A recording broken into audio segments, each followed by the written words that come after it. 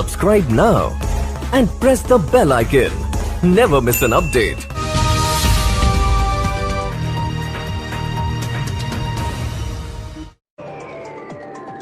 बता दूं, लगातार एनजीओ दिन ब दिन खुलते जा रहे हैं और तमाम चौराहों पर और हर जगह पर आपको होर्डिंग लगा हुआ ज़रूर नज़र आ जाएगा। मगर कुछ चीज़ों में फ़र्क है। कुछ लोग एनजीओ बनाते हैं, संस्थाएं बनाते हैं, जो बनाते हैं उसके बाद ये पता नहीं होता, एक तो होर्डिंग लगवाने के बाद वो गायब वहाँ पर हो गए, कहाँ चले गए।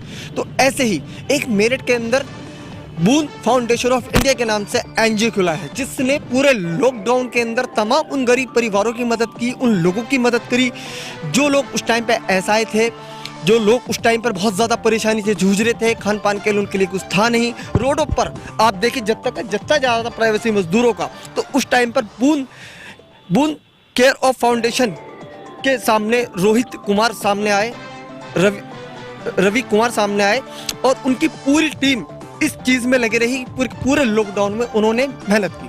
सबसे बड़ी बात, आपको एक बात बताऊं, ये कि पानी बचाओ का नारा हम सुनते आए हैं, मगर इन बातों को हम मानते नहीं हैं। बूंद बूंद से कहते हैं घड़ा भरता है, मगर उस पानी की बर्बादी आज बेइंतहा हो रही है। तो इस बात को ज़्यादा बात करने के लिए मेरे साथ खुद रवि कुमार जी साथ में, उनसे बात करेंगे कितने अब तक सामाजिक काम वो कर सकें। नमस्कार, मेरा नाम रवि कुमार है और मैं बूंद फाउंडेशन ऑफ इंडिया का अध्यक्ष हूँ। इसका रजिस्ट्रेशन हमने 22 नवंबर 2019 को कराया था। पहले हम पिछले 3 साल से कंटिन्यू सोशल मीडिया पे जागरूक अभियान चला रहे थे, पानी बचाइए जीवन बचाइए के नाम से। जब हमें पता चला कि मेरठ शहर में भी पानी का लेवल, जल स्तर गिरता जा रहा है बहुत ज़्यादा। मेरठ शहर में इस वक्त जो है वो 300 के पार है। और जो हमने ऑनलाइन सोशल मीडिया वगैरह पे या जो वेबसाइट हैं वहाँ डिटेल कंफर्म करी, तो वहाँ वेबसाइट पर जो यूपी गवर्नमेंट की वेबसाइट है, वहाँ पर हमने पानी का भूजल स्तर देखा, वो 300 पार हो चुका है करीब। क्योंकि इनका जो भूजल स्तर की रिपोर्ट है वेबसाइट पर यूपी गवर्नमेंट की, वो 2001 की है। तो ये बात बताएं सबसे पहले जी, आपके दिमाग में आइडिया कहाँ से आया? ये जो साथ वाले थे उन्होंने आइडिया आपने डिस्कस नहीं बैठ करके हमें देखिए क्या है कि 2018 में लातूर में पानी की किल्लत हुई थी और बहुत बड़ी लेवल पर। जी हाँ जी, बहुत बड़े लेवल पे हुई थी। उस समस्या को लेकर मतलब मैंने काफ़ी सोचा कि आने वाले समय में मेरी आज जो है उम्र 30 साल है। 3 साल पहले मेरी ये 27 साल थी। मेरी एक बेटी थी 2 साल की। उस वक्त मैंने उसके फ्यूचर के बारे में सोचा, उसके भविष्य के बारे में सोचा, और उसके नहीं, उस जैसे और बच्चों के बारे में सोचने की कोशिश की। मैंने सोशल मीडिया पे तभी एक पेज बनाया, फेसबुक पर पेज मैनेजर पानी बचाइए जीवन बचाइए के नाम से पेज बनाया जी। 3 अगस्त 2018 को मैंने उसको वहाँ पेज क्रिएट किया, लोगों को जागरूक किया और एक ब्लॉग भी बनाया। लोगों को अवेयरनेस के लिए, पानी अवेयरनेस के लिए वहाँ पर मैसेज दिया, संदेश दिया। लोगों को अच्छा लगा। मेरे करीब 50,000 फॉलोवर भी बने उसमें और अभी भी हैं। उसको देखते हुए फिर मैंने ग्राउंड पे देखा और दिन प्रतिदिन मेरे सामने आती रही कि अपने मेरठ शहर में भी ये किल्लत हो रही है, भूजल स्तर गिरता जा रहा है।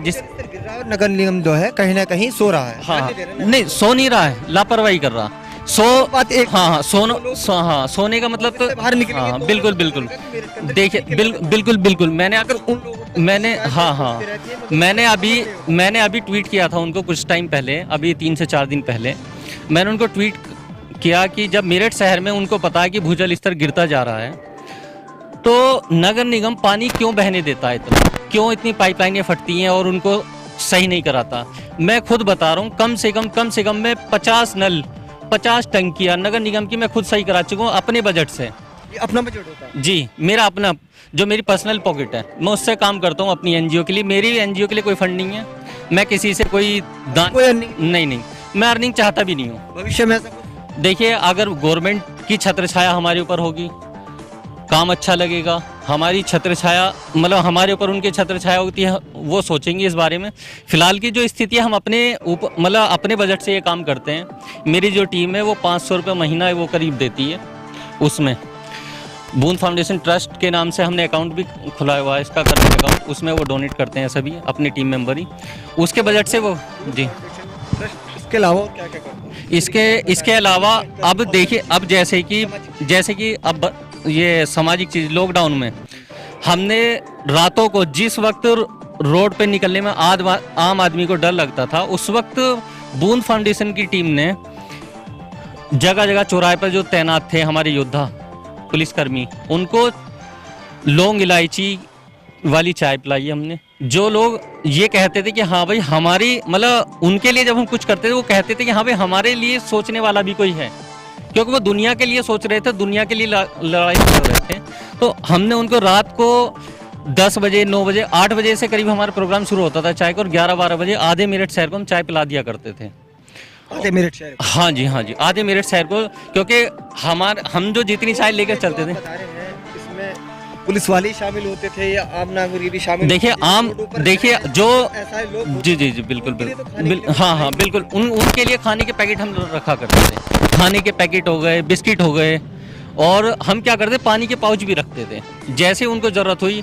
और बाय द वे हमारे पास कुछ भी नहीं है, ले दे के फंड होता था, पैसे होते थे, पैसे से वो चीज़ खरीद सकते थोड़ा सा। क्योंकि ऐसा था कि मैंने सुना 5 रुपए वाला पार्ले जी वो 150 रुपए का बिक गया। बड़े शर्म वाली बात है इस हिंदुस्तान में, लोगों की मजबूरी को कैश किया। शर्म वाली बात है, देखिए बहुत शर्मनाक चीज थी ये, जिसकी कीमत मात्र 5 रुपए थी वो 150 रुपए में बिक रहा है, और जिसकी कीमत भी 1-2 रुपए की थी वो भी 20-30 रुपए की। बिल्कुल अगर कहें तो बहुत बड़ी गलती, इंसानियत के नाम पे एक धब्बा वाली बात सामने आती है। बिल्कुल मैंने करीब 50 फैमिली के अकाउंट में पैसे डाले होंगे या अपने नेटवर्क से, घर में रहते हुए जब पहला और दूसरा चरण था, मैंने पब्लिक को अपने नेटवर्क से उनको वेरीफाई करके कैश भी दिलवाए होंगे। तो कैश दिलवाया आपने, आपकी टीम ने दिया? किसने कलेक्ट किया आपने? वो सब मेरी टीम ने कलेक्ट किया, हमने अपने अपने पॉकेट से कलेक्ट किया। कलेक्ट करने के बाद करीब हमने किसी को 500, किसी को जिसने जैसा कहा कि भाई हमने कोशिश ज़्यादा ये की उनको राशन दिलवा दे कहीं से। नहीं ऐसा भी होता है ना कि आप अगर अपने मोहल्ले में अगर देखते हैं कि हमारे मोहल्ले में 100 घर हैं, 200 घर हैं, आप उनसे ये बहुत अच्छा सामाजिक बहुत बड़े लेवल पर आप काम कर रहे हैं, तो वो लोग भी हाथ उठाते हैं मदद के लिए, चाहे वो अगर आपको 100 रुपये भी अगर आपको देंगे तो एक बहुत बड़ी अमाउंट। इन परिस्थिति में हमारे आगे कोई नहीं आया, लोगों पे एक रोटी भी नहीं दी गई वो, ठीक है। तो मैं फंड की क्या बात करूं लोगों से, तो लोगों के बीच में आपने वाली बात रखी। बिल्कुल एहसास करवाया है। बिल्कुल और भी हर रोड पर इस टाइम पर भूखा सो रहा है, ये भूखा है। मैंने बिल्कुल और तो और मैंने एक लॉकडाउन में एक कूड़ा पड़ा था फुलबाग कॉलोनी में, गली नंबर नेहरू नगर गली नंबर 5 के बाहर, उस कूड़े को सही कराया, खत्म करके मैंने एक गमला रखा वहाँ पे। गमले पे मैंने पेड़ भी लगाया, 3 बार पेड़ लगा चुका हूँ मैं उसमें, कि किसी ना किसी तरीके से उसको तोड़ देते हैं बदतमीजी करके कि यहाँ पे कूड़ा डालने की जगह बनी रहे हमारी। लेकिन मैं कंटिन्यू फाइट करता रहता हूँ, क्योंकि बूंद फाउंडेशन ने मिशन ही ऐसा छेड़ा है, तो इसीलिए। और उसके बावजूद फिर हमारे पास जो कॉल आती थी हमारे अपने पर्सनल नेटवर्क पे कि जी यार वो फैमिली आर्थिक स्थिति से नेशनल चैनल पर आप बोल रहे हैं जी, सभी आपको सुन रहे हैं जी, तो आप हमारे दर्शकों से जी क्या कहना चाहेंगे, कुछ अपील? मैं उन देखिए मेरा सबसे बड़ा संदेश तो यही होगा कि जैसे हम लोग पूजा प्रार्थना और नवाज, ठीक है, मतलब जैसे चारों धर्मों में जी बिल्कुल नहीं देखिए, जैसे चारों धर्म में जो भी आस्था है, कोई किसी को पूजता कोई किसी को पूजता, ठीक, मैं ऐसे ही कहूँगा कंटिन्यू प्रतिदिन एक नियम बनाएं कि पानी को बचाएं। क्यों? आने वाले समय में कोई काम नहीं आएगा, ये धन दौलत कोई अपना काम नहीं आएगा, पानी की बूंद ही काम आएगी, क्योंकि सांस उसी से हमारी आगे चलनी है। जैसे गाड़ी के लिए पेट्रोल जरूरी होता है, ठीक उसी पीने के लिए बिल्कुल होता, ठीक है। और जैसे कि किसी घर में किसी का जन्मदिन हो, कोई शुभ कार्य हो, और बल्कि मतलब पेड़ लगाएं उस पर। और मैं तो ये कहूँगा कि कानून, हमारे हिंदुस्तान के कानून में ये संशोधन होना चाहिए कि कोई भी नेक कार्य हो, चाहे कोई मतलब नेता बनते हैं या उनका वेलकम होता है या पार्लियामेंट में जाते हैं, वो पार्लियामेंट से जाने के बाद वो पहली बार जाते हैं, उनका वेलकम सिर्फ और सिर्फ पेड़ पौधे देकर ही किया जाए, उनको प्रेरित किया जाए कि पर्यावरण भी जरूरी है हमारे हिंदुस्तान में। जो पर्यावरण को आज खत्म किया जा रहा है, आप चारों तरफ देखिए, ज्यादातर उस जंगल को नष्ट करके वहाँ पर बिल्डिंगें बनाई जा रही हैं, वहाँ पर फ्लैट्स बनाए जा रहे हैं, बिल्कुल। देखिए पहली बात तो ये भी एक गोरख धंधा है कि जमीन काट के प्लॉटिंग करी जा रही है, खेतों की जमीन खत्म कर दी जा रही है, और उसके बाद कहते हैं कि वो ये ग्लोबल वार्मिंग आ रही है।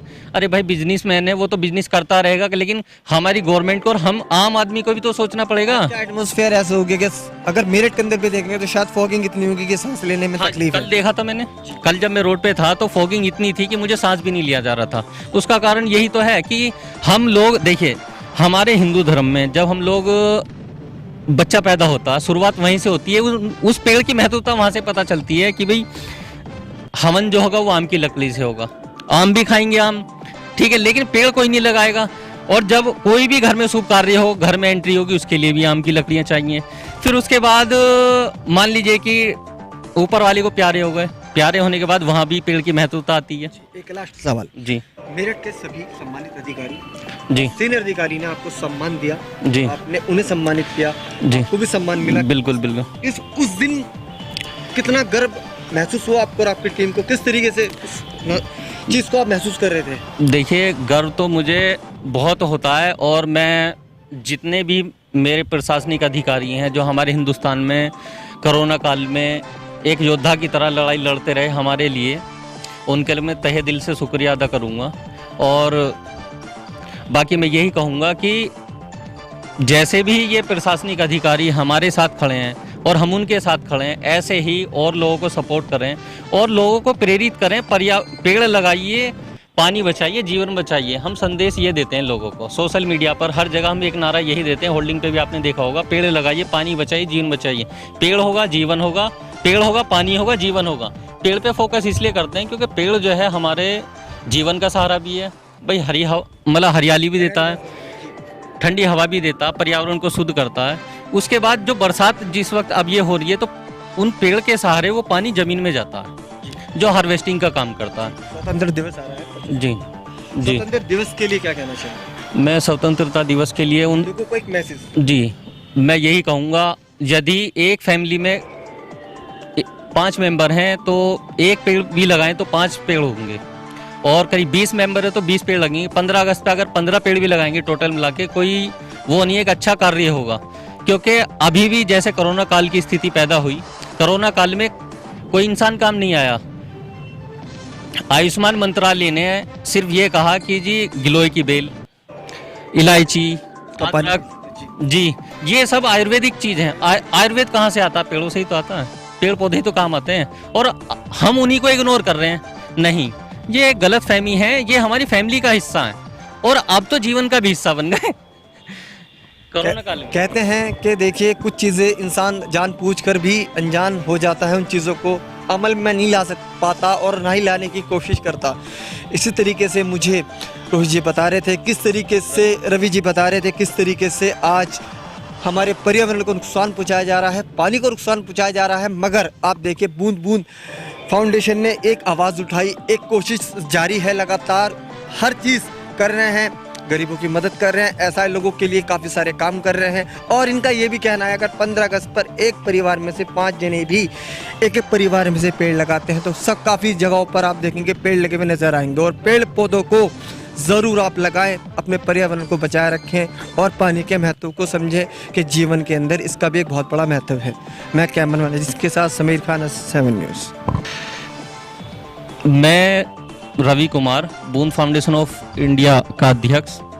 मैं सभी को 15 अगस्त की हार्दिक शुभकामनाएं देता हूं, और उन सभी प्रशासनिक अधिकारियों और योद्धाओं को भी जिन्होंने अपना योगदान दिया। और सभी अपना मास्क लगा के रखें। देशवासियों से ये हाथ जोड़ के निवेदन है कि सोशल डिस्टेंस बना के रखें, मास्क लगा के रखें। बाज़ार में जाएं तो एक के ऊपर एक ना चढ़ें, थोड़ा सा सोशल डिस्टेंस बना के रखें। 2 पहिया वाहन पर 2 आदमी ना बैठें, 1 आदमी रहें। और रोड पर चलें तो सेफ्टी से चलें, हेलमेट लगा कर चलें, मास्क लगा कर चलें, कि बाहर रोड पर कोरोना आपका इंतज़ार कर रहा है, उससे आपको बचना है।